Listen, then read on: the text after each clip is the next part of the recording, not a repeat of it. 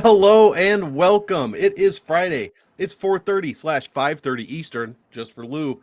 And you know what that means? You're off of work, baby. You ain't got shit to do.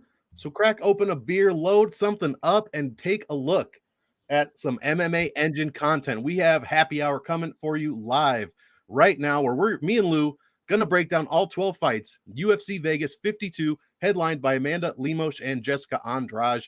So your host Monk, aka the MonkMMATician. You can find me on Twitter at the MonkMMATician. You can find me on YouTube as well. Check out my game theory video. But more importantly, like and subscribe to this video and channel, guys. Hit that bell as well if you're feeling froggy, and you'll never miss any content for any UFC cards coming up. Lou, what is cracking? What you got for the people today? I'm like most cards that have come out recently, I see them early in the week and I'm like, bah. And then by Wednesday, I'm like, huh? And then by Friday, I'm like, let's fucking go, dude. Before we get to the picks, I just want to do a little house cleaning here. So first and foremost, I don't see a lot of people talking about this. If you are not doing anything during the day before our UFC card starts, Tyson Fury is fighting Dylan White. Who? Stop. Come on, man. Tyson Fury is maybe the greatest heavyweight champion ever. I love the guy. He's retiring after this fight, he says, and honestly, he's the kind of guy that I believe. He said he's getting off social media. He's just vanishing with his money for like 2 years. That's the dream, baby. And they know each other well. It's a really intriguing fight. I think Dylan White is a better version, a more controlled, defensively sound version of Deontay Wilder. So I'm really looking forward to that fight. Anyway, you didn't come here for that. Before we go on, so I've had a bad couple of weeks, and Luke can own that. I had 7 or 8 weeks in a row that were really good or break even, and these last 3 weeks have been terrible, as Sir Charles of Barkley would say. But terrible.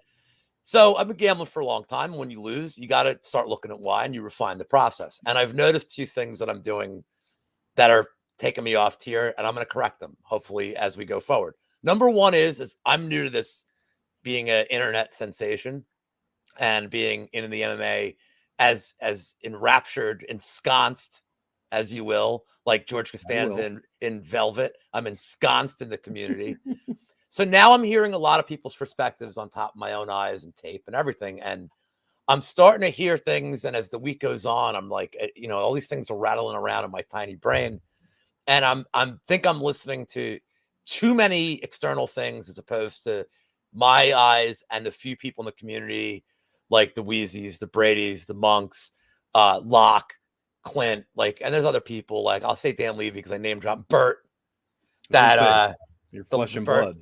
Bert, with the voice of an angel. So I've kept the circle smaller and just really stuck with my instincts and refining what I like. Number 2 is one thing I've noticed in some of these fights that I'm losing, and last week is a good example with like Ogden and Levitt and with Garcia and Ronson, is I'm taking the guy who I think is better all around. Like, to me, Ronson was a way better all around fighter than Garcia. But Garcia's ground game ended up being way better than any element of the sum of the parts of Ronson. And we're in an era now where if you could be like a good wrestler, like if you're Jacob Malkoon, if you're Ronnie Lawrence, for instance, you could dominate a fight. Being one-dimensional, if you're one dimension, is so good. And Levitt, Levitt didn't dominate Ogden, but Levitt did enough with his experience and just kept throwing kicks and kept being active enough to win a fight. His experience ended up being the one factor that mattered the most. So when I look at this card coming up, yeah, we have some lopsided matchups, but going forward, it does seem like I would rather go with somebody who I think is superb at one element of their game as opposed to the well-rounded fighter. Yes, you can't be completely one-dimensional. You have to have some stand-up and still be a wrestler. But as a guy like your boy Malkoon is showing, if you could be just good enough to stand up to get in for the takedowns, he's dominating people with his cardio and his technique. So I'm looking at that this year, and now I'm gonna make some adjustments going forward. Exactly. I will still bet crazy things because I'm old and insane. Well, at least you're not adjusting that, because we would hate, that's like that. You'd have to somehow give away your soul or something, I believe. So I see, by the way, I see Marley's in chat now. Like, I went into his chat today with him and Kevin Allen, and I don't know if you know this about me, Monk. I'm kind of a ball buster. No. So I expect Marley to bring a lot of balls. I'm surprised Kevin Allen's not in chat busting my balls for any jokes that I make today. Although his French was perfect. The way he said, and I'm a stickler for saying names correctly. So when we get to a certain fight, I will make sure that Marley and Kevin know how to properly say the opponent of Mr. Elsay. Okay, good, because you might have to teach me as well. So I think I've got it, though. I think I've listened to enough white people say his name this week. And thank you guys for showing up in chat. Say it. And thank you guys for spending your happy hour with us. I appreciate it. Of course, as always, thank you so much. And Lou, that is great advice you started off the podcast with. It is, the best thing is to remove bias, and sometimes the too many outside voices can create a little bit too much bias. So I completely agree with that. Good stuff. And with that, guys, we will get right into the first of these 12 fights. Mr. Dean Barry going against, don't adjust your screens. That does say Mike Jackson, the guy that smashed up CM Punk. Easy, boss. Easy. He did cheat. He was smoking, so he did cheat in that fight to win, so that's why they had to take it away. Of course, I'm being facetious. I'll keep this one short. I'll start this one off. Dean Barry. I don't know shit about him. He's got 5 professional fights. He has no UFC stats whatsoever. Mike Jackson has some stats, but he's Mike Jackson and he's not a good UFC fighter. So I'm going to stick with salary voodoo on this one 100%. 6,700 is an unplayable salary. It's it's won 1 fight out of 21, never made the optimal lineup. So just throw Mike Jackson right out of your lineups. Dean Barry, like I said, I don't know shit about him, but he is 9,500. That is statistically the very best salary you can play on DraftKings. So I guess the not knowing shit about him and best salary on DraftKings average out. So I'll play about, 40, 50%, I guess, of Dean Barry and hope for the very early finish. And that's really all I've got for this one. I mean, he is 4 inches shorter than Mike Jackson, and as of yesterday, the UFC didn't even know what his reach was. So, but yeah, give me Dean Barry, I guess. But I'm not going crazy because I don't know shit about him. What do you got for this one? Oi, what a shit fight. No shit. I don't know what you do here. I mean, I can't trust Barry at all. No. I mean, I've seen his tape, and like his one loss was to Taylor. I think he was 3-5 at the I mean, so what do I do? I mean, I can't believe I'm going to start off like this, but if I have no information, one thing I hate is if I can't explain why a fight's even happening. Right. Then you got to go outside the box, and we're only doing it once today. But we're going to go with the Yam Bag special. Woo-hoo, right off the bat. Time for the Yam Bags. Girls. 20-1 point deduction in this ridiculous fight. And the reason I say it is Dean Barry, it's making his debut. I mean, you see debutantes that have, and he's a guy that is a high energy guy. So I could see low kicks. I could see Mike Jackson turtling up and seeing an illegal shot when he's on the ground, trying to figure out how to stay grounded. and it's really like, there's no equity here. You can play the under 1.5 at -125, but the under 1.5 is playing Dean Barry. So yeah, his finish prop isn't good. His KO prop's +140. Or his round 1 KO prop is 140. I guess that's okay. But yeah, I'm just gonna throw $5-10 on a ball shot at 20-1. Like, I don't even care. I'll probably still be watching the end of Fury White at this point. I'll have them both up. But have fun with the first fight. Don't get invested in this. It's just too many unknowns. Exactly. And like, in all fairness to Mike Jackson, CM Punk is a multiple-time world champion. That's true. Multiple-time world heavyweight champion. He's heavyweight. This fight is at welterweight. He's lost a heavyweight champ. Like, has Dean Barry, has Mike Jackson lost to Brock Lesnar? No. Punk has. So, I mean, you just don't know, man. But altogether. I'm laying off it completely. I'm taking the ball shot just to have action. I see Glenbot saying Jackson by decision. I mean, if this thing gets out of the first round, I'm not saying live bet Mike Jackson, but if you're seeing 15-1 and he's kind of competitive and Barry's slowing down, don't get crazy, but And I said 40, 50%. I'm changing that, but give me 30. I'm capping this at 30. I just don't trust it. I mean, he'll probably come out and get the first round, but Jesus Christ, that's a lot of salary to wager on that. Next fight. Another absolute barn burner. Marcin Pratt going against Felipe Lins. What do you got for this light heavyweight banger? Well, I'm moving my Yam Bags out of. Yeah, you don't want to sit on him. So, I mean, look, there's a lot that's been said about this fight already. Lynn's not looked good since he came in. Sometimes winning the million can you lose that hunger. I mean, he's looked crappy. Prochnow, I mean, he's beaten terrible fighters. Like this narrative, oh, his chin's back. Like, stop. Dude, he beat Ike Villanueva. Take it easy. Yeah, I mean, like to play violence here. I did see an interesting line on DraftKings at -135, fight to not start the third. I think that gives Lynn's time to do whatever it is that Lynn's does. Lose. And Prochnow like has some striking. He's not awful. What I'm curious about here is that Lynn's is dropping down. Now, Lynn's has been fast for a heavyweight. Like he's got good hand speed and he moves around really well. But you move down a weight class and all of a sudden that speed's not as big a pronounced an advantage. So I'm curious. He looked right on the scale. I'm curious to see how he looks, his speed looks. But it's either Lynn's catches him and hits that chin that I think is broken, or Prochnow volumes him up. But I don't see this going past the second. And the -135 and the under 1.5 were really, they were priced really weirdly close together on DraftKings. So, under 1.5 is +125. So yeah. I'll take that extra 2.5 minutes. I mean, I could see it being like a really like weird, slow-paced standing battle for the first couple of minutes of the fight. Like it's guys that are desperate for wins, like their job. I mean, especially in the case of Lynn's, he's on the line. His job is on the line. 100%. So I could definitely see like a slower start, but I think once somebody cracks somebody in like the second or third minute of this fight, like all bets are off. There's no grappling here. I know Lynn's allegedly can grapple, but I don't see it. Now it seems like this is interesting for you at this weight class. Like, does this become? Is it weirdly playable for you? Like you can't go zero. The weight class is actually pretty low with someone coming out of the weight class making the optimal lineup only 44% of the time. It's the 8th worst out of 13, 12 weight classes we have. So, bottom third. So not, nothing crazy. I guess I'm going to have to play both sides of this one, 84 and 78. I won't have a ton. Give me like 20, 25% a piece, maybe God, I don't even know. Maybe a couple percentage points more on Lynn's just for salary relief. But yeah, I agree. I mean, Lynn's 12 of 14 wins have come by way of finish, and then Prochnow 12 of his 15 wins have finished as well. So I mean, I think somebody's probably going to get finished. Neither guy scores particularly well on DraftKings so far. Lynn's is a whopping 1.08 points a minute. So yeah, that's pretty much the lowest number you're going to see on the entire card. Prochnow scores well over 3 a minute, but he only ends up with 87, 88 points per win. How did we score that? He KO'd Ike Villanueva. That one he got over 103.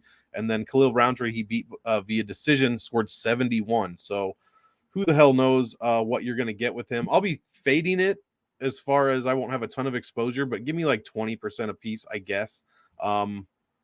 What would Lynn have to be priced for you to get to him? Like to feel better about him? Maybe like 75. Okay. I think he's a bit much here, but still 78's not bad. But the Prochnow 84 is a bit much. So that's why I'll probably be a bit higher on the Iron Chin this week. Huh? The man in the iron mask, Marcin Pratt. Jesus, man. Like, I mean, losing to Mike Rodriguez, he did lose to Ankalaev, and he got beat. He got knocked out by Sam Alvey. Yeah. Yep. Lower my exposure on Prochnow just because I just saw that. So nothing else to say about that one. And Preston, don't call me Johnny Parsons going into the next fight. Watch it. Against Evan Elder.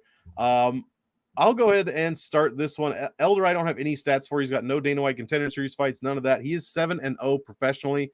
That said, I'm not high on Preston Parsons. Both these guys are $8,100, so you can pretty much, it's a literal pick 'em at this point. Parsons is $700 over his previous salary. He scored only 2.61 points a minute and gave up almost 5. Gave up 108 to his opponent in that first loss. And it was a first round loss as well. I believe he got knocked out, by Daniel Rodriguez. Right. So yeah, not even really, hey, welcome to the UFC. Have Daniel Rodriguez as your opponent. So I'm probably I'll keep this one short. I'm going to be on the Elder side. I'm probably not going to be playing a ton of Parsons, maybe in big, huge tournaments, like 5%, 10%. I don't know. Evan Elder, probably about double that. I just think he has a bit better upside. And honestly, the 8,100 does not get used a lot, but it does have some decent salary results. It does make the optimal lineup more often than it doesn't, or a winner of it does. I think like right over 50% of the time it wins. So it is a pretty decent salary. I would highly consider rostering at least one of these guys in every, 3-4 lineups that you construct this week. What do you got as far as some lines or anything jumping out for this one? I'm on the other side of this. First of all, Parsons did come in short notice, and I think Daniel Rodriguez is really good. Like, to be honest, Oh yeah, for sure. I like his skill set. It was a horrible matchup for him because Parsons shot takedowns like the first 2 minutes. He spammed takedowns. His only chance to win.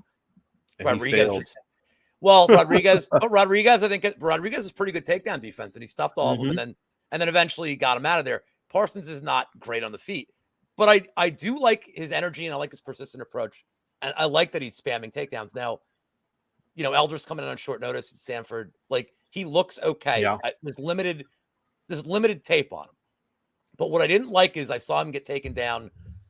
Oh, I can't remember the guy he fought. But he got taken down twice by a guy who was like 0-2. And that's red flags for me because that's what Preston Parsons is going to do. I should mention Preston Parsons and Johnny Parsons both fight at 170. If there's a late switch, I'm good with it. Like, I'm great with it. Bring this. They don't even have to change the poster, right? Bring the slugger. Right. Just bring the slugger not in. And that the price is fine. 8,100 is fine for Johnny Parsons. He was more than that against what's his name? Gilmore. Yeah, that's true. So for me, it comes down to, can Parsons get any wrestling going? And like I said, Elder coming in on short notice, it might take one takedown for Parsons.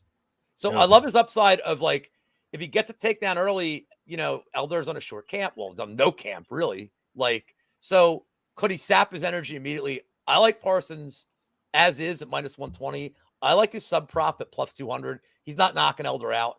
He'd be stupid to even stay on the feet with him, to be honest with you. Right. Like, I don't know Parsons' fight IQ, but on a short notice fight against a guy he knew he had no chance to stand up with, he didn't try to stand up with him. So at least there's that. Like, it's, we have a limited UFC tape on Parsons, but some of his regionals, I mean, this is what he does. He just wants takedowns. Yeah, all 9 wins by sub. But he likes to use this, but he'll throw a couple of punches to get a takedown. He's not like just immediately shooting in from 10 feet away. So I like that. I like when I see that, like, he's willing to, like, maybe take a shot even to get in. But I think it's a matter of, he gets Elder down once. I don't know that Elder's good enough. I haven't seen enough of him to say that he has a good stand-up game, but he's getting taken down by guys who are like winless fighters. I think Parsons can get him down and hold him down. So I like the spot here for Parsons. It's kind of surprised on the Elder side in terms of DFS, but I get it. I think either one has round one upside. The Parsons round one sub is +380. It's not high enough for me to I'll just take the sub, the +200. And I mean, because he could wear him out in the first round, then it could be slim pickings. That's true. You convinced me. I'll raise my exposure to Parsons a little more than 5 to 10. And his name's Parsons, Monk. That is a good argument. His name's Parsons, dude. Yeah, that's true. Come on, man. Playing the name game. I should have been higher on him right off the bat. One last thing is that I know Cody Saftik earlier in the week was on the Elder side. I think he said he should be lined at -180, which is terrifying because Cody is, like, so much better at this than me. But I just don't see what he's seeing in terms of the tape. I don't know if he's overvaluing Sanford or the limited tape he's seen on Elder. But I'm going to go with the guy with a little bit of UFC experience and the wrestling here, especially against the guy on short notice. If this is a full fight camp and we had a little more exposure, maybe a little time, maybe. But right, I like enough. Got announced like 4 days ago. I like enough of Parsons not to get caught the first minute or two and immediately get a takedown. Fair. I love it. Next fight, here we go. Erichi Lang going against Cameron Else. How'd I do? Yes. Fuck yeah. Nailed it. Flyweight fight. You're not a hack like Brady and Wheezy. You're a pro like Burt MMA. Erichi Lang. My God. I've never been sorry, guys. This is not a Hugh issue. This is me blushing legitimately on camera. Erichi Lang, why don't you go ahead and start this one off? Because I won't have too much to say about it. I'm not really a huge fan of this fight for DraftKings. I'm very surprised at the amount of unanimous love I've seen for Erichi Lang this week. It's crazy to me. It is unanimous. Because he's 0-2. He's moving up a weight class. He lost to Cody Durden in a fight. I think Cody Durden's all right. I mean, he's low level of the UFC. He's okay, right.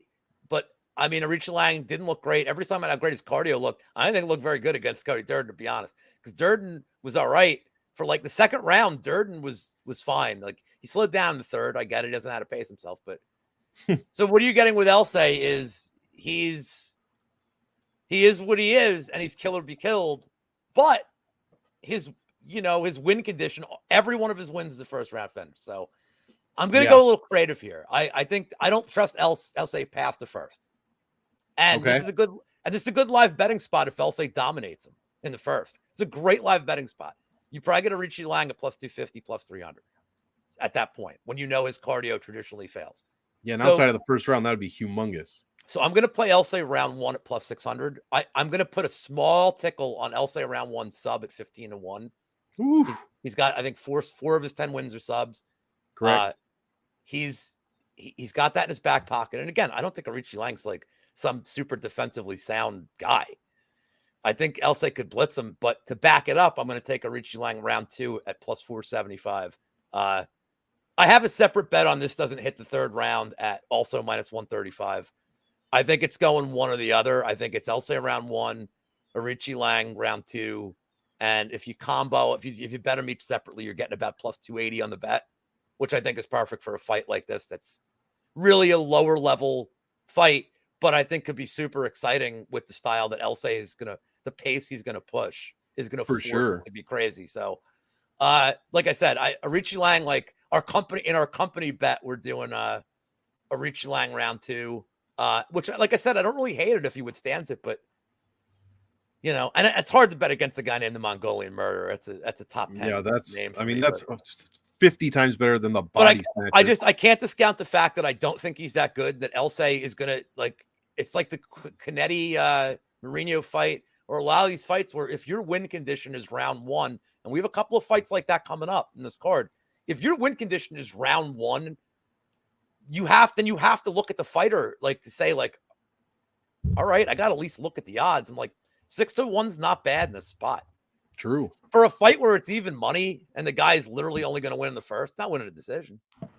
What do you think about that under? You think this finishes under 2.5? Oh, yeah. Yeah. I cut it down. I like it not even start in the third. Yeah, that's right. Because the under 1.5 is plus odds, and it's I try to stay away from those under minus odds. No, it's I think it was plus 1.5. Sorry, I'm deaf. It's plus 110 under 1.5. Yeah. I just tend to stay away from the under 1.5 unless it's heavyweight and it's like Henry Hunsucker's involved. Then I like under 1.5 every time. But wait, Harry Hunsucker's not on this? Oh no, sorry, that's his brother, his next opponent. Brother, yeah, that's right. They look so similar. But that's where I'm going to play it both ways on the round props. So just see how that goes. Sounds good. As far as DraftKings, I'm going to be pretty much on the L side. I guess I'll have a little bit of Arichi Lang, especially in GPPs, but 20 maxes, little smaller stuff. I don't know how I'm going to get to this guy at 9,100. There's just so many other people around 9,000, give or take a few hundred, that I could get to instead. Plus, I kind of, we were talking before the show, and I asked you about Cameron Else. I kind of like that side, especially like you said in the first round. The only problem is he only had 5 minutes to show off what he could, do in the UFC so far, and that was score 1.18 points a minute. So still more than Felipe Lins, just barely, but still 1.18 a minute is a pretty laughable number. I mean, he gave up 4.81 per minute scoring. His opponent scored 97.5 points on him, and he's $100 more than his salary last time. All that said, I mean, like you said, I'm going to echo what you said about Arichi Lang. I just don't see it. It's not a guarantee, I should say. I don't see him being the world beater that everyone's talking about this week. He does score well, 3.42 points a minute, but that's not going to get you hardly anything if he doesn't win the fight. He gave up 4.5 points a minute, and speaking of over your average salary, $1,200 over his average salary at 9,100. So I'll have a little bit of a Arichi Lang in this one. For GPPs, but give me Cameron Else, especially in salary relief. If I'm, going super expensive on my salary on my top tier guys, I'm probably going to have to get Else in there. And I don't like, we'll just switch up super quick. I don't like Sherman, Jackson, or Villanueva at the bottom end. So else at 7,100 might just be a decent punt play this week. Just because, against an 0-2 Arichi Lang, what are we doing? What are we doing? Someone has to win this fight, and why can't it be Cameron Else? That's all I'm saying. Next fight, the return of Tyson Pedro, the real Tyson, going this weekend. Just kidding. There's been a lot of Tysons in the news lately. Am I right? Jesus. But not Tyson chicken, which is delicious and an easy meal to make if you're lazy. And also, Tyson, we know you're watching. Thank Yes. you for the sponsor this week. We really do The appreciate Yam that. Bag Special, sponsored by Tyson Chicken. Exactly. We found it. Tyson Pedro at light heavyweight going against Ike Villanueva. Everybody knows Pedro hasn't fought in almost 3.5 years. Villanueva probably should have retired 3.5 years ago. I'll start this one off. I'll be all over Pedro. I'm not going to have any Ike Villanueva. I don't see how he wins this fight. I don't care about ring rust in this situation. Pedro's going to come out here and finish Villanueva probably in the first round. If he even lands one takedown in the first, this thing is likely over. I'm not going to bore you with numbers or stats. The Tyson Pedro upside is phenomenal. 107 in wins. Gimme Tyson Pedro in a bunch of lineups. GPPs, cash, doesn't really matter this week. I'm a fan of the Tyson Pedro side for DFS. What do you got for this one? Round 1 minus 125. How you doing? Keep it moving. There we go. Ike sucks. I do like the round. I saw the round 1 sub was plus 280 for Pedro. And I think the knockout was, I'm taking a look right insane. now. The knockout's about minus 110 round 1. Right. Yep. But I mean, it's plus 240 for the round 1 sub. He has, we can start now. Thank you, Eric. Yeah, I was waiting. You want to hit that button, Lou, while you're. I mean, you don't know. Sure. Let's just leave Eric hanging up. No, here. I meant the start broadcast. The start broadcast button. Yes, go live. I mean, look, we don't know what Pedro. Like, I know he's been training with his brother. We haven't seen him in so long, but the guy's got takedowns, and I don't know if he's going to feel. We just don't know how comfortable he's going to feel getting back in the cage after so long. But I can't not bet the round 1 sub at plus 280. I think that one takedown. I mean, you worry about it like he could ground and pound them, but I like what I've seen from his grappling, and I think that Ike is outclassed everywhere. Like, I don't want to get hate mail. I don't want to get comments on our video like, "How dare you call a fighter low level?" Ike shouldn't be in the UFC. Like, I mean, I don't know.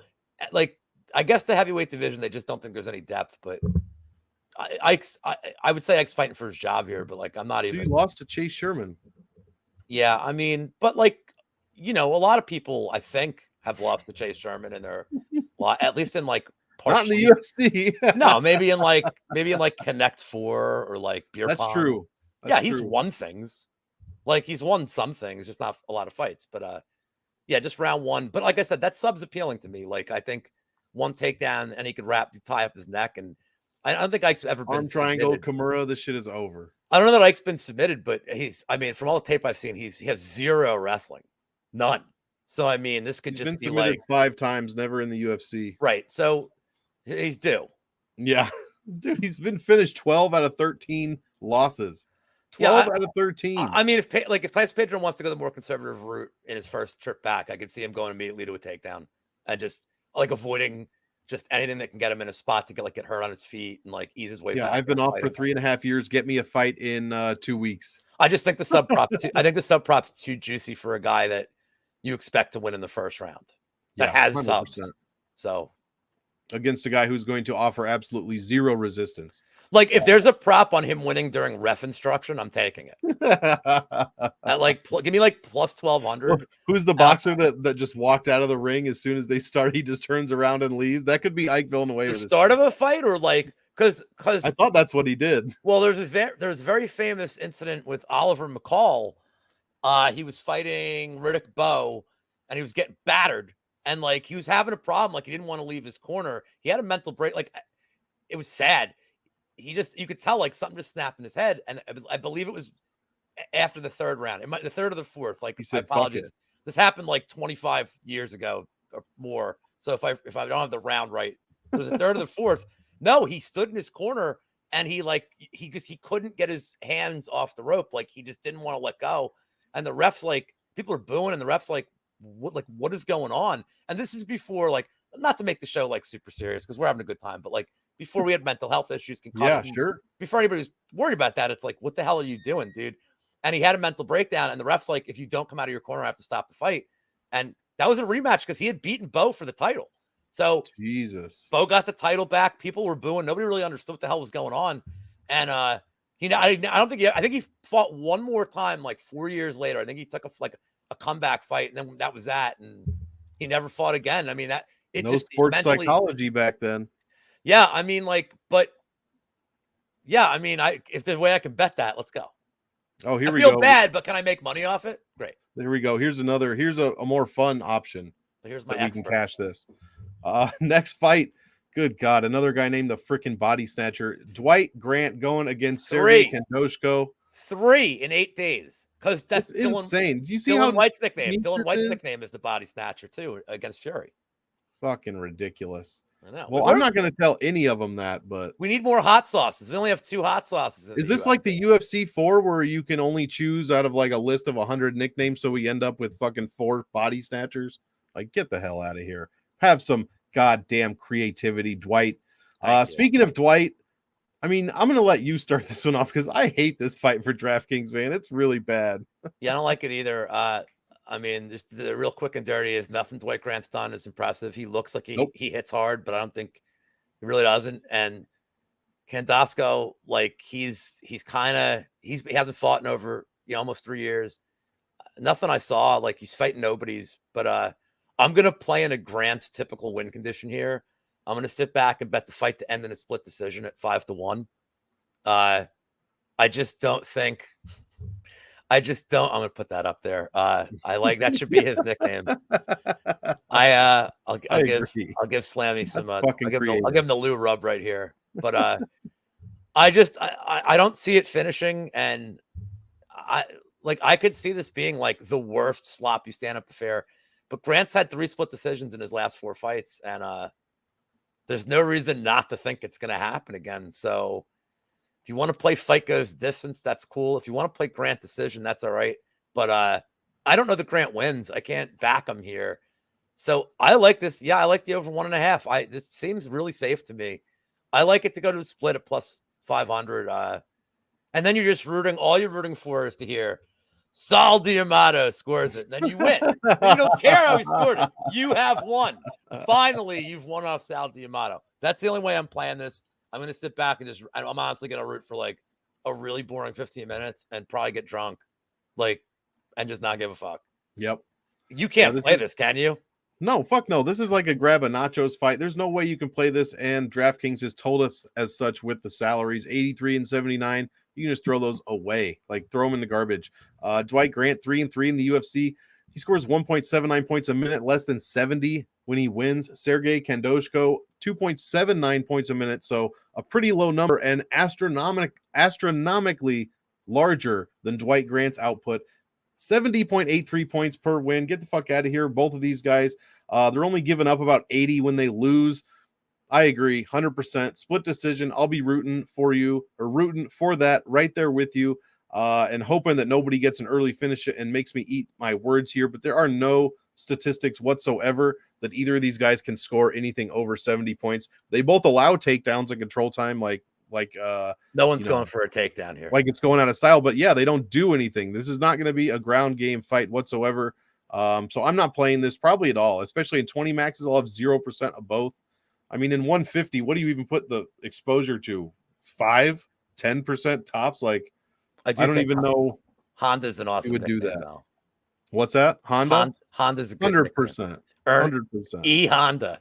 I wish it was for all my Street Fighter fans. E Honda. Sergey E Honda. Just pronounce it Sergey, and then you got it. See there you go. Now all of a sudden I want to bet him. Shit, take it back. E Honda. Maybe if he comes out and puts one hand behind his back and just slaps the shit out of somebody 50 times, I'm gonna lose my mind. Jordan Wright, I mean, Jesus Christ, catchweight fight against Marc-Andre Barriault. I'll start this one off. You have to play both sides of it. It's a pretty simple read in this one. Someone is going to get knocked out probably 90% of the time in this fight. All 12 of Jordan Wright's wins have come by way of finish. 9 of 13 wins have come by way of finish for Barriault. 86 and 76, those are both tremendous salaries. Both these guys averaging well over 100 points per win. I mean, Jordan Wright, 6.38 points a minute. That's by far the highest number on the card. And he is getting outscored by 1.5 points a minute. So if Barrio can just avoid Jordan Wright for, I don't know, 56 seconds, something like that, I think he's going to win this fight inside the distance. So I got to play Jordan Wright just because Cheaty ruined everything and knocked out MAB in like 15 seconds in the last fight. So it is a possibility. Jordan Wright does have that power, but his chin, he is like the Glass Joe of real life here. 4.11 Chindex is the worst on the card and one of the worst I've ever seen, honestly. If Barrio touches this guy, he could go down, but you have to play both sides. I'll have much more Barrio because I believe in his upside more than Jordan Wright. And I think he wins this fight, 70% of the time, maybe something like that. I think Jordan Wright's win condition is of super early knockout, and that's it. So play both sides. Give me way more Barrio. What do you got? Well, Glass Joe would kill for 12 wins, by the way. That's true. He wasn't. 11, he had 11 zero. more. He was 1-99. Oh, that's right. 1-99. Yeah. And then when you go around the horn again to defend your title, if you're playing like Super Punch Out, then he's 1-100 at that point. Phew, rough go of it. I'd like to know who he beat. But anyway, so everybody's like Jordan Wright's terrible, and Jordan Wright is not great. Now he did beat Jamie Pickett, and honestly, only 6 other people can say they've defeated Jamie Pickett. I'm just kidding. Jamie Pickett stinks. Trash. He stinks. So like this fight seems really easy to break down. And if Barrialt doesn't get, I remember with that Barrialt fight, the last time, I think that was like one of our first weeks doing the show. I liked it to go to the distance because I played into Barrialt's typical, like, he wins or loses by decision. And, right. Yep. And then that was dumb. The complete opposite. I mean, that was a bad look. I mean, at least the bet was over. Does he really have 5 splits? That's insane. So here's the thing. This isn't, none of the things about this bet are about Marc-Andre Barriault. Everything about this bet plays into Jordan Wright, and that's what makes me a little nervous. The total, like under 2.5, I think. Well, I even just looked at like doesn't get out of the second is -135. I think under 2.5 was -175. Like, have they seen a Jordan Wright fight? I mean, right? He's never fought past 6.5 minutes or whatever. So I'm gonna fall for the bait because I can't get away from it. This fight can't go more than 2 rounds. And yeah, right. If Barriault's obviously this matchup's not made if Barriault's not knocked out last fight, but if Barriault's not knocked out, he's -350, -400 here. Oh, like, it has to be easy. So easy. So there's a little bit of bias. Like the line is it's recency bias, but I know Barriault's not a power puncher, but do you have to beat Jordan Wright? I mean, yeah, he's lost to Silva, like he's lost to Buckley. He's losing to guys that are power punchers. But at this point, your chin only holds up so long. And Barriault, like, is a volume guy and he's a pressure guy. And Wright has not done well when people pressure. Not at all. So I like Barriault. I'm going to play him round 2 KO at 6-1. I think it might take a little bit of time. I think there's a little bit of a weathering the storm, but agreed. Yeah, but like any time prop you want to play here, I think you're good with. Like I said, fight doesn't start the thirds -135, under 2.5 -175. That's a decent parlay piece. I think fight doesn't go is -200 now. That's a good parlay piece. Yeah, that's not bad. These are all, I hate bets that have a minus in front of them. You know this, but I just, if this fight goes to the third, like we all deserve to lose. And I'm not going to lie, there's a piece of me rooting for a Jordan Wright decision win because on air, our friend, our business guy, Brady, said he would publicly shave his ass. That's true. If Jordan Wright won by decision. So if it happens and you lose your bets, just remember, somebody lost a lot worse than you. Get him a Gillette sponsorship after that. And he will. And he's a man of his word. Like Brady's a man of his word. So if I have to drive out to him, I'll do it. Plus, he wants to have a smooth... I'll film it. Let me clear. Hold on. I'll film it. I'm not doing the physical act. I didn't lose the bet. Yeah, that sounds like you did at that point. I'm just enforcing the bet. Yeah, well, one more thing. Catch weight is great for DraftKings. It makes the optimal lineup more than 58% of the time. So just one more thing to pile on to this one to think about here. Next fight. Groovy Lando is back, almost a year away, going against Charles Jourdain. What do you have for this one? I love this fight for DraftKings. So Glenn's talking about we don't have enough draws bet. Well, I'm about to pop that. I lean Venata. So if you want to play Venata, I think what is he last? -105 last I saw him. He might be getting bet against now because of how he looked at the weigh-ins. I don't think he looked that bad. I'm not falling for this again. Not falling for this shit again at the weigh-ins. Like just not falling for it. Happened with Aspen Ladd. He looked happened with Jakar Close. No, I'm not falling for this shit again. Like he's fine. He was standing up.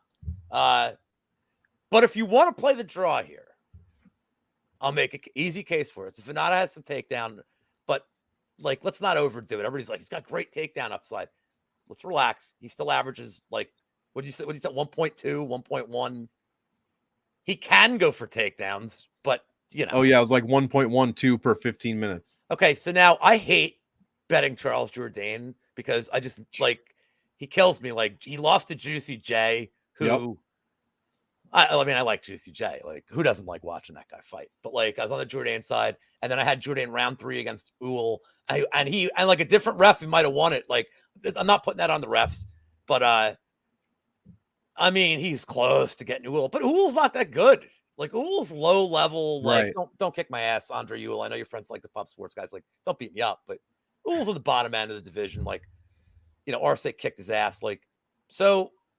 I think can Venata win the first 2 and Jourdain pull out a 10-8? Because Jourdain round 3 is good. He's a warrior. And if his team tells him, dude, you need to finish him, he has the stamina to do it. So I don't hate the draw here, like at 50-1 or whatever odds. Some books have it at 65-1. I don't hate it. I lean Venata, but not enough to like, I mean, just think about it this way. No matter how bad your day is going, there are $10 on the draw. That's it. I don't care what your unit count is. I don't care what your unit is, like that you're betting units or like how much you're stuck for the night. There's $10 on it. The draw hits, you get 660 you're going back. Sizzler, baby. You're probably like you get 660 back. Fuck the rest of the night. You're all right. Yeah. Like that's all right. Like don't go crazy with it. But like if there's any like last week I took the draw on the night Devin Clark fight, because I just thought the fight made no sense and I had no other way to play it. This one, I see a very, very clear path for it. Exactly. So I agree. I'm going to play this. I'm going to play the shit out of this draw. I am going to have Venata as a backup because, you know, if Jourdain does not get 10-9 in the third, then I could see Venata just maybe stealing rounds to takedown. One round. Exactly. And that's my upside as far as DraftKings is going to be Lando Venata. I like both sides of this one, especially in cash. I think you're fine playing however much you want of either guy in cash. I think the winner is going to score you probably about 90 points at least and is going to be great for cash. And at these price points, how can you miss out? But seriously, though, Lando Venata, 7,700, that is the best dog salary on the entire, or out of all salaries. And it's one of the best salaries overall. To play for DraftKings. 85 is right there behind it, though, so a great salary pair. Venata is a little bit lower paced than Jourdain, 2.87 points a minute for Venata compared to 3.25 for Jourdain. Scoring 90 points is Venata when he wins. 110 is what Jourdain is averaging over his 3 wins. So there is a clear scoring upside for Jourdain over Venata. But, man, I just think Venata is I think he's going to be able to finish a few takedowns in this fight and possibly – steal some rounds. I don't know if he can. I mean, I think he can hang on the feet, but it seems like I guess not. Jourdain, I was going to say, is probably a little longer than Venata, but Venata has a 2-inch reach advantage, and they are the same height. So Jourdain doesn't use his distance really well. I mean, he does with kicks, but not with strikes. He's more like he throws video game shit.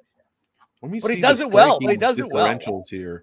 How is he doing? Actually, Jourdain does throw the 10th most body strikes per minute in the division and 1.4, fourth most leg strikes per minute in the division. And Venata is eating leg strikes, almost 1 per minute. Did you ever play like Tekken Tag, any of those things? I think, yeah. I was more of a Street Fighter kid.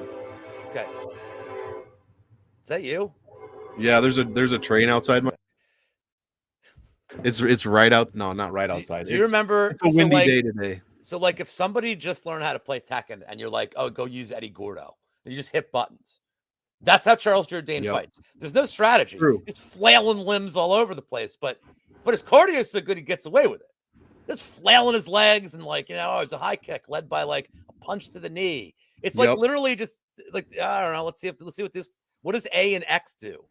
Like, that's how he fights. but he strangely does it all right. So yeah, I agree, man. I'm gonna have to. You have to play both sides, because whoever wins, I think, is gonna make a decent cash lineup and could possibly make the optimal, depending on how this fight ends. I mean, if it's a finish, man, anything could happen. I'll probably be splitting my exposure. Give me like 50% of this fight as a whole, and maybe like 30-20 Venata, something like that. I'll have a little bit more Venata for salary relief, and the salary voodoo that comes with it. It just works out that way. But give me a little bit of Charles Jourdain too, because if he wins over Venata, I mean, this could be an easy 90-point victory, 95-point victory. Who even knows? Let's see, his last fight. Yeah, he put up 91 against Ewell in a decision win. So that could really that's going to pay off the salary too. He was this close to getting him out of there, though. True. This close. And then he would have had 100. He probably would have had a knockdown, and he would have had 30 for the third round. True. By the way, I just want to let you know, I'm not going to name names, but I want to read a tweet from one of the people that is important in the MMA community. I'm not not naming names. You guys can guess at home. I want you to know that today there was an excellent display of professionalism at today's weigh-ins by all combatants. Thank God. Well, now we can keep, we can continue with clear minds and clear hearts. If there's anything that this show strives for, it's fucking professionalism. Absolute. Be a 100%. Pro. Be a pro. Watch the language. There's don't kids shit the bed. Watching. Enough of this bullshit. Be pros, man. We're always on time. It's a Christian program. It's all we fucking have. For all the Christian gamblers out there, both of you. Yeah, we know you guys have vices too. All right, come on. Next fight. I have no vices. No, none. Except for the smokes and the beer I'm going to have in about half an hour. Well, we'll keep it moving then. This one, I assume, will be pretty quick. Alexander Romanov going against Chase Sherman. I'll start this one. I'll have Romanov in every single cash lineup. The salary voodoo is terrible for 9,600 for GPPs, so I'll probably be lower on the field on GPPs to Romanov. But I'll have 0% Chase Sherman in any tournament that you choose to make and throw at me. 0% Romanov smash. First round, it's fucking clinical. What do you got for this one? I mean, there's books that don't even have any props in this fight. It's unbettable. I don't even think like 50, have you seen a bigger line in the UFC? I'm sure some people out there know. Bellator, I've seen it a bunch of times. I think. Sure. I think like PFL. I think Logan Storley was like minus. Yeah, well, Kayla Harrison every time she fights. But I think Logan Storley was minus 3,500 a couple of months ago, and he won by like split decision. I mean, it got dicey. Look, man, he's not a parlay piece because no value. I mean, I saw I think his round one props like minus 200. I mean, look, this isn't. How did this fight even get made? Because Chase Sherman is awesome, and Dana White realized he cannot be without him. So, is that his son? I mean, does he have some relation? He might be. So look, I don't want to put on the tinfoil hat here and try to be funny because it's really tough to do that. However, it's a weird fight and weird things happen. So look, I'm going to take a small poke on over 1.5 rounds at plus 240. Now, is it going to happen? I could. Can Sherman run away from him for 6 minutes, 40 seconds? And then maybe that's why Romanov slimmed up. Yeah, I mean, that round, and so Glenn's making a good point. Because everybody in the world is going to be on the round one prop here. Sure. Because we need Wheezy here just to go. And now they're getting too fancy. They're going round one KO. We need Wheezy here to go off on Fat Collier. But We've seen this before where something looks so obvious and then weird shit happens and it's at heavyweight. You know, there's so much volatility at heavyweight.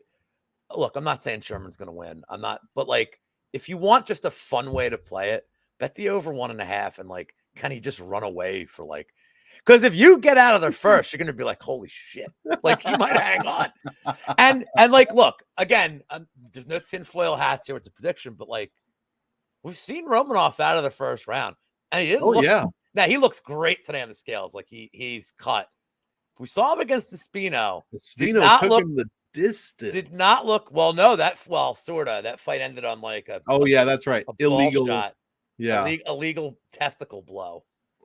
That's right. Could you bet the over 1.5 and have like a little? Could you have a fun time with it? Maybe, but I don't see a real like. Yeah, it's Romanov decision would be interesting. What's that? Oh, I got plus 423. Or no, that's just goes to decision. Never mind. I got it up right here. Romanov wins. Nah, it's between 450 and 500, depending on where you look. But I mean, look, there's no unless you want to do like the round one. It's as a parlay piece, I guess. But like, I don't know, man. I may just do a small poke on the over 1.5 and hope for the best. I'm not saying Sherman's going to win. He is not. But like, could Romanov? If Sherman wins, you have to put both of us in Elephant Party too. I mean, it's Revenge Elephant Monday. I think it's like taxidermy, pachydermy. I was on the spot. He has like all 7 of them. I meant no disrespect. One of them's in space. The whole thing's, it's just more voiceover work for me. But I don't know. Like, it's like. I don't know, man. Like, just there's no way to play this to really be equitable unless you're on the Sherman side. And I don't know what number they could give me to take Sherman. Like, you probably have to give me 40-1 for me to even be like, you know what? Like, I mean, I'm more confident in the draw of the Jourdain fight at 50-60-1 than I am with Sherman even landing like 5 strikes. But maybe he runs away. Maybe Romanov like doesn't catch leg kicks. I don't fucking know, man. I'm just trying to justify anyway. But that over 1.5 plus 240. I mean, stranger things have happened, man. True. He could still score well. But let me just say this right now. I don't really like the bet. I just can't find a plus odds bet I like, and I hate the KO bet. Yeah, I hate same. it.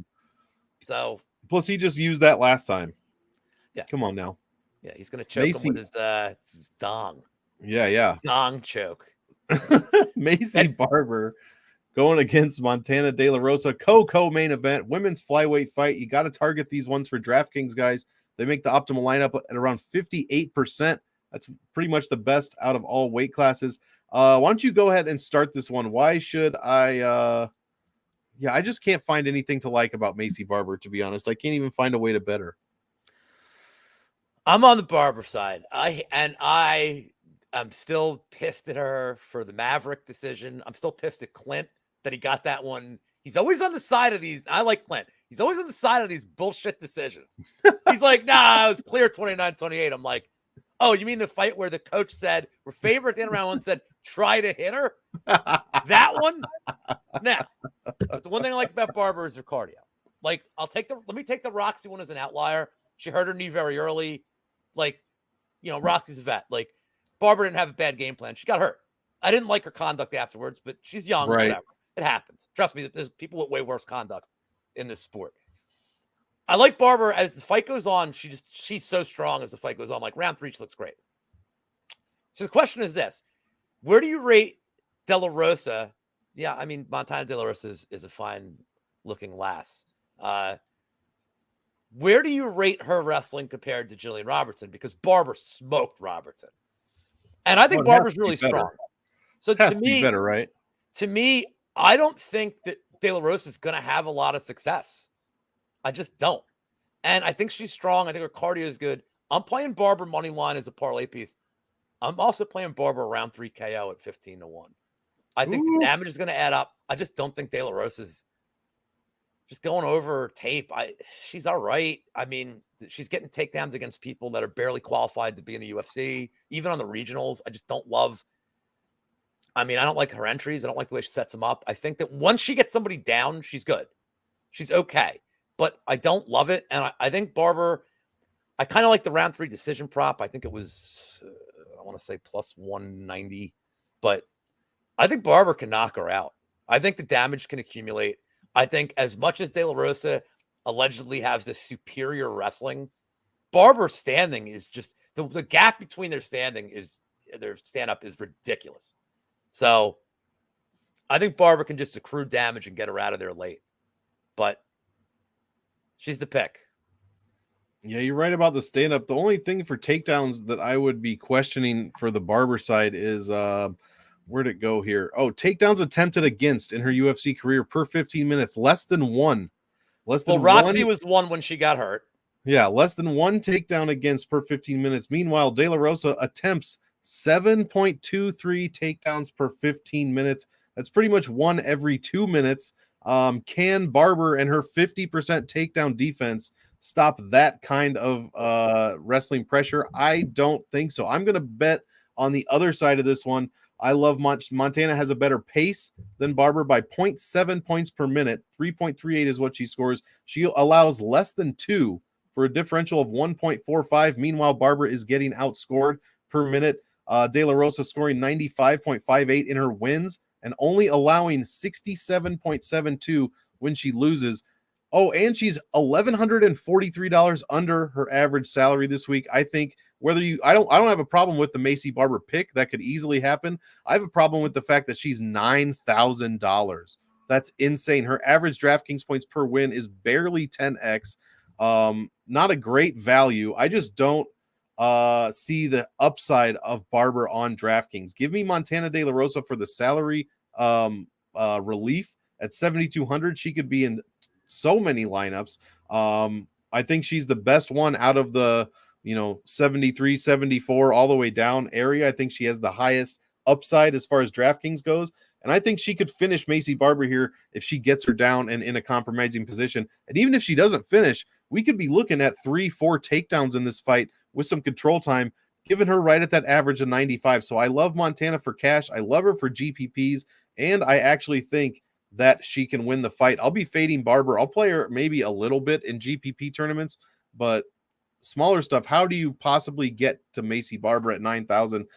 Do you think she can? I mean, I guess, what'd you say, round 3 finish? Yep. Knockout. So even then, what's she going to score? You know what I mean? Like, is it going to even be 100 at that point? We don't know. Let's see. She did finish. She's a bad DFS play here. I mean, sure. Like the salary is too much. And scored 92 in the second. So look, I want to go back to what I said to start the show. One of the things that I'm doing that I don't feel like I'm doing correctly is I'm leaning at so to me, who does the best thing in this fight? And to me, I think Barber's stand-up is better than De La Rosa's ground game. I just don't think De La Rosa is that good. And I think a better wrestler is going to smoke Barber. I think that's going to be a vulnerability for a better wrestler. But is Jillian Robertson a better wrestler than De La Rosa? I think so. I would rate her ground game better. So it's tricky. Like, I get it. I get the upside of De La Rosa, especially on the DFS end. Yeah. But I think Barber's physically stronger. I don't think De La Rosa is going to have such an easy time taking her down. So if she gets stuffed a couple times, that damage is going to accrue. And Barber really does get stronger the longer the fight goes. I mean, Maverick was taking her down. Like, there were a lot of grappling exchanges, and Barber was so fresh in the third round. Like, Maverick's got good cardio, but Barber looked like she just started the fight. So that wrestling takes a lot out of you. Even if De La Rosa does have success, if that's fight's 1-1, Barber's going into murder mode. Yeah, that could be tough. I think the third round, I don't see De La Rosa having sustained, takedown. I don't think she can sustain it for 15 minutes. I think Barber could piece her up. De La Rosa's takedown, her striking defense is not good. Let's go for the first round sub then, baby. If you want to play De La Rosa round 1 sub, I think that's a great value spot, especially when they're just starting to fight. They're dry. Yep. I don't think it's a bad spot, but you'll know in the first couple minutes of this fight if she doesn't have any success in that first 2 attempts. It's going to be a long fight. It's going to be a long night for her, and Barber's going to piece her up. 100%. I agree with that one. Co-main event. We're here already. Clay Guida going against Claudio. How does Wheezy say it? Puelles. Claudio Alberto Puelles. He's gonna say it in chat, I'm sure. Why don't you go ahead and actually no, you started the last one. I'll start this one. I like this fight for cash a lot. Play both sides for cash. Whoever you think's going to win. Both guys put on tremendous paces, 3.32 points a minute and 3.2 respectively, scoring, in between 83 and 95 points when they win. Not giving up a ton of points is Clay Guida, and neither is Puelles either for that matter. Both of them are right around their average salaries, and they're 8,200, 8,000. So I don't have a problem playing either one of these guys in cash. Probably not going to be playing much in GPPs. If I am going to pick a side, I'll play Puelles. He is the cheaper fighter, but I also think he has a bit higher finish upside than Guida here. I think he has better cardio than Guida's previous opponent, Leonardo Santos. I just think that Puelles could get it done. I think it's a very close fight. I'm leaning Puelles for DraftKings, like I said, especially in cash. What have you got for this one? I know it's a tough one. This is one I kind of played around with all week, and and the one thing I will say in Puelles is, I believe that's how you say his name. I got to consult my guy. The Levitt win is starting to at least age a little better because Levitt's been okay. I mean, I know a lot of people don't think they don't rate him very highly, but I think Levitt's been pretty solid for a one-dimensional guy. Seems like he fights smart, whatever. So let me crush the one narrative that I've heard too much is that Guida's been sub 10 times. I mean, he's fought. This is his 348th fight. So sub 10 times in 348 fights is really not. That's a pretty low percentage. It's 59th fight. The guys that have sub Guida in the last 5-6 years are Oliveira, who's the champion. And I like that. And then Jim Miller, who's Jim Miller's still a threat. Dude, and that was a knockdown into a sub. That wasn't Guida just blindly diving in. So I think the narrative of Guida diving into a guillotine here is let's get that out of the way. So on the feet, Guida's like 1,000,000% better. I don't think it's close. Even he could be 80. I don't care. Right. It's when it hits the ground that's interesting. Now, what I'm going to lean Guida here because I think that Guida, like you saw in the MonkMMATics fight, I know MonkMMATics didn't really shoot takedowns, but Guida was able to fight at the game plan he wanted. He was able to fight standing up for 15 minutes. If this is a 15-minute stand-up fight, I don't know how it's not 30-27 Guida. I don't see a way that Puelles beats him. It's if it hits the ground and Guida has a bad strategy and decides to get cute, that Puelles can get him. As far as the cardio goes, I mean, this is Clay Guida, right, yeah. So nobody has a Unlimited cardio advantage, but the thing to me is this: I can't get over how bad I think Puelles is on the feet, and that if Guida keeps it standing, I know this is a big if, but we've seen Guida enough times to kind of know how he wants to fight. If he does shoot a takedown, this is where you're wait, no, yes, right. No, no, stop. But I'm going to trust Guida. I can't believe he hasn't won 2 in a row since 1983 or whatever. It's been a long time. Since Strikeforce, maybe. I don't even remember. But I'm going to, and look, don't put 100% stock in this. I like Guida. I'm a fan of his. I root for him. I'm going to hate if I have a bet on the other side of him. To me, it was Guida or pass. Right. But I think the stand-up difference is so different that I'm going to make the play on him. If you do like Puelles, I know the sub is, I think, what was plus 460? Yeah, it was around plus 400. I honestly earlier. I honestly don't think Puelles can win a decision because if it's going a decision, it was probably on the feet for the majority of the fight. Because if it goes to the ground, Guida can swarm him or he's going to get tapped. Puelles can catch him. So to me, if it goes to a decision, it's Guida all day. But Puelles sub is not horrible at close to 5-1. I believe you like the round 2 sub was your fancy play there. That was, I think it was 15-1 plus 14-1. I think. Yeah, I mean, look, man, if you want to play him by sub. But I'm on the Guida side here again, 80% because I think it's going to happen, and 20%. I love the guy. I'll freely admit that I like the guy, and I can't fade him. No, not in this spot. Plus, with his recent, what he's been doing. The Madsen fight was close.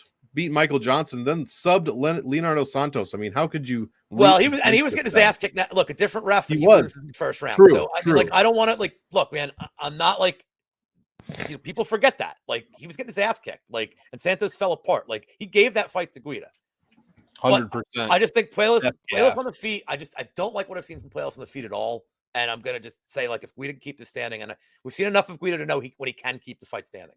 So 100%. And with that one, Lou, we're on to the main event of the evening. The reason why all of you are here. And again, real quick, thank you for being here, chat. We absolutely appreciate it. Please hit that like and sub to the MMA Engine channel if you have not yet. We have a ton more stuff coming, even in the next few hours, a ton more stuff before UFC Vegas 52 kicks off. And we've got a pay-per-view in a couple weeks. So be sure to hit that bell, stick around, and you'll never miss anything from us over at the MMA Engine. So thanks again. Main event, Jessica Andrade going against Amanda Lemos. Andrade dropping back down to strawweight fight. And these numbers for these women in strawweights are insane. I will be playing both sides of this on DraftKings heavily. 8,900. Jessica Andrade will go into almost every lineup I can get her into, which should be somewhere around 50% if I can make that work. She scores 4.65 points a minute, 116 when she wins. These numbers are stupendous. And I did end up checking what her numbers were at strawweight, and they're better. She has a higher pace. I don't remember the exact number, but her points per win go from 116.16 to over 120.02, I think, something like that. And this is over 5, 6, 7 wins. I don't remember off the top of my head, but her numbers go up in strawweight. It's absolutely insane. She lost to the former champ, and then God, I'm putting myself on the spot. Don't know why I did that. But yeah, she's been looking great at strawweight. So she is dropping back down. On the Lemos side, the pace for her, 4.21 points a minute. This is fantastic. 102 when she wins, 3.12 allowed per minute. So both these women do allow points and get points scored on them when they lose. So 113 per loss for Andrade, 115 for Lemos. Just one last heavy stat before I get into the end of my breakdown here. Andrade has fought as 13 wins in the UFC. 92% of them, she scored over 90. 84.5% of those 13 have been over 100, and 61.5 have been over 110. There are heavyweights out there, heavyweight men that do not score like this, that do not have the consistent high scores that Jessica Andrade has. These are some of the best numbers I've ever seen on average, and especially with this 20 fight sample size, it's really kind of unheard of. So I'll quit babbling. Give me some Lemos because I think she's good salary relief and does have an okay chance of finishing this fight in the first or second, making her an optimal almost for sure. So you have to have some Lemos, but give me Andrade when I can get her. If I can pair her with Romanov in cash or Tyson Pedro in GPPs, I'm going to be feeling pretty good about that third of my lineup 100%. So I'll be finding places to get both of these women, but especially Andrade. What do you got for this one? How do you think it plays out as far as betting goes? just so you know, John Kelly reached out to me about the being on the best bets panel tomorrow, and I'm like seriously contemplating just taking Romanov money line. Dude, you have to just seriously just say it right off the bat and then just look at his face. I guarantee you, he's such a pro that his face won't change, but you could tell what he's thinking. Trust me, I could get John Kelly to crack. I got it. You have to do this now. Sorry, John. Yeah, I mean, this is a huge step. Like, I like what I've seen from Lemos, but I mean, this is a massive step up. I'm not even like worried about the Angela Hill fight. Angela Hill has a way of making people look foolish. Like, that's a great way of putting it. That's a great way of putting it. Angie Hill, it's impossible to get out of there on the feet. Great cardio, like, and I don't think Lemos fought bad. I mean, look, people are calling it was a robbery. I didn't have any action on that fight because I think Lemos was like minus 400. So I laid off that completely. But you can make I don't argue with people that say that Hill won. It was close. I get it. But again, this is a very different kind of matchup, and Andrade poses just so many problems for her. So many. Like, I guess the best grappler she's fought was the old head and arm triangle, Montserrat or Ruiz. Be the best grappler Lemos has fought. I mean, Andrade. She didn't even get a chance to show it. Andrade has good cardio. I mean, her and like, yeah, Lemos's power is carried like well, even when she gets tired. But Andrade's power carries through 5 rounds. Yep. Like, she's cardio machine. She has ways to beat her on the ground. She has ways to beat her on the feet. I like Andrade in the distance at plus 130. I like Andrade round 3, round 4 at 7-1. That's on DraftKings. Ooh. I haven't looked on FanDuel, but it's FanDuel, so it'll probably be like, I'll guess plus 850 because it's FanDuel. Please come bet on our Because website. they have better odds. Yeah. But I just think it's a matter of time. And, this whole Lemos is round 1 or bust. I mean, if there's a round 1 finish here, I could see it from the Andrade side too. 100%. She knocked out somebody with a body slam. Yeah, Rose. Like she knocked out the champ. The champ. Andrade has a lot. I mean, and she looked good on the scale, which was the most important thing. Like changing weight classes again. She's just always so dangerous. Yeah, I don't see a path for. I mean, I don't think Lemos is. If you want to say she's better on the feet, it's marginal. It's not marginal. It's not marginal in the wrestling or the grappling. Nope. And she's got the 3-inch reach advantage. She's got, the 3-inch height advantage as well. And Andrade is cutting back to strawweight, but as we said, she's been at strawweight before. This is not a big deal for her. How many times has Andrade not had the reach and height advantage in her career? It's like every fight. Like exactly. Even Rose is like, it's comparable. So like, yep. I'm not worried about that with this kind of fight. And Lemos does not throw a lot of jabs either. There's a lot of looping stuff. So you see that, and it's like, when you see people that throw a lot of looping punches, it negates the reach. So 100%. I mean, I agree with you completely. I think I'm gonna maybe tail you on that a little bit. If I can I don't have access to the DraftKings book, unfortunately. I gotta go because my state is terrible. But I might have to follow that a little bit. But like I said, this fight, you have to play it for DraftKings. It's going to be an exciting main event. I'm really looking forward to it. Usually strawweight fights don't excite me that much for the most part, especially in DraftKings. They just don't score that well. But this one is contrary to that. So I'm looking forward to it. Lou, that's it, bud. All 12 fights. I made it sound like it's completely one-way traffic, but I think it's a good main event. Yeah. It's a good test for Lemos. And it's not a matter of too much too soon. I just think the skill sets don't match up perfectly. Excuse me. I don't think the skill sets match up perfectly here. I think there are better matchups for her, but we'll see. Yeah, I agree. So, I mean, we took care of it. That's all 12 fights, guys. Thank you for joining us. Just over an hour. Now you can get some food in you, help settle those drinks a little bit. You got your notes taken care of. You're all ready to go. So get some food in you and then build those lineups. But be sure to check out Brady's show. When is that again? I always want to say, is it 6 or 7:15? 7:15 Eastern, 6:15 Central. Yeah, about 30 minutes or so. So we are good on time there. And then Lou, what do you got? Is it 8? I don't even know what time. I'm not going to pretend. You got a show tonight. 8:30. That's what I thought. We're debuting a new show tonight, 8:30 p.m. Eastern. It's called The Bet Elevator. I could not think of a better name. I apologize. That's a great name. That name may change, but Couch Warrior, friend of the show, friend of the channel, and I are going to do something a little different. We are going to bid on fights where I'm going to say a bet I like, and he's going to either give me a higher odds bet or he's going to make me bet the bet I picked. And we're going to go back and forth until we settle on a bet that is so ridiculous. Not ridiculous, but that either I can't top or he can't top, and then that person must lock the bet in. So we're not going for I like round 3 sub plus 8,000. No, they have to be bets that you're willing to make, because mark my word, you'll have to make them. So it's not going to be a long show. It's going to be less than an hour. We're going to breeze through it, but looking forward to it. Sorry for cheating on you tonight, Monk. No, it sounds like a lot of fun, and actually remind me off cam. I have a good name for it too. So good. Because Eric Betts Fights is the head of the naming department at the MMA Engine, and he was busy this week, but he's the guy that names shit. And just real quick, shout out to chat. Anybody hung around except Slam Pig, thank you guys so much for hanging with us this whole time. He's in business promoting his movie. That's why he's here. I didn't really care. But thank you, the rest of you guys. And as Monk said earlier, please like and subscribe. It does help us out a lot. We're over 600 subs now. We couldn't have done that without each and every one of you guys. So thank you so much. For sure. Yeah, guys, be sure to do that. And I'd like to thank chat as well. And I'd especially like to thank Slammy for being here. I really appreciate you, bud.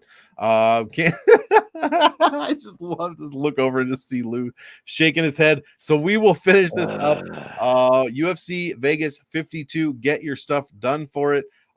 Check me out on my game theory videos out where I break down all 12 fights from a DraftKings perspective. I've got a couple of quick 5-minute videos, 3 quick fades and plays as far as fighters that you should be targeting and not targeting this week. Other than that, guys, yeah, MMA Engine, like Lou said, check us out. Stick around to the channel and don't miss any of that content coming up your way in just a few minutes. In the meantime, we want all of you to enjoy the fights. So enjoy, and we'll see you next week. Have a good one.